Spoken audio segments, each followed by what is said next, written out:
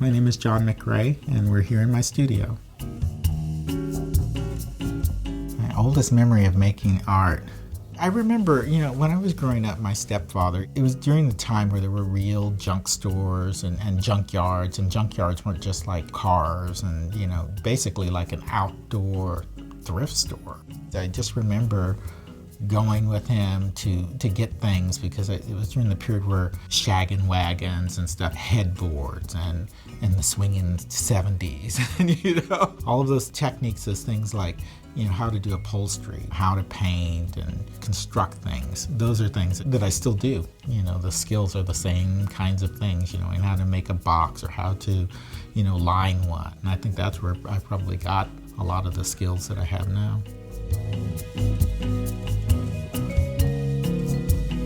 The aesthetic for what I'm doing right now is more of a 7th or 8th century kind of aesthetic, very Baroque, fantastic ornament. It's old stuff. I like to use natural things. I like to use the real thing when possible, real meaning, glass or wood, or, I really stay away from plastics and any kind of modern materials. What draws me to it is that it's a sense of something that's timeless, a sense that something has been around for a long time and it was valued and it was not thrown away. And more often than not, the things that are old, they just tend to be made better. They have a life to them, and that's what draws me, is that life. It was 2 years ago. It was right after we got back from a trip to Venice, and on that trip, I had been playing around with making this jewelry, three-dimensional things out of the Dresden paper. Dresden paper, it's a die-cut paper. It's one of the oldest continually manufactured crafting materials that I can think of.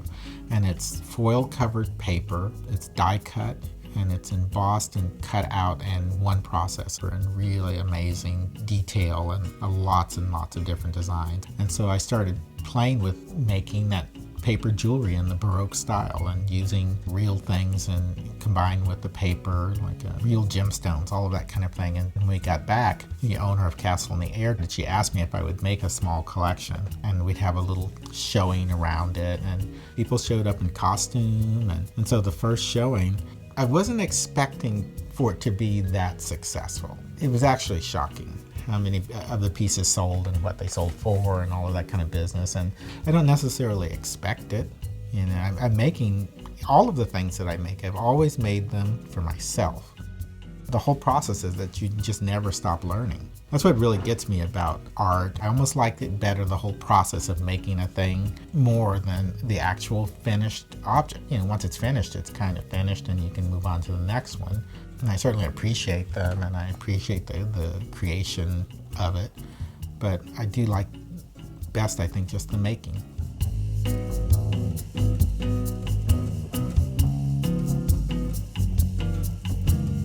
You're always kind of searching for your thing in life.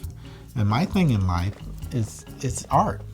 I knew it from a very young age that I wanted to be an artist, and I just wanted to just make stuff. I think that life makes a way, and I think that with anything, if you just keep plugging away at it long enough, it becomes who you are. It's hard to figure out what it is that you want to do with your life.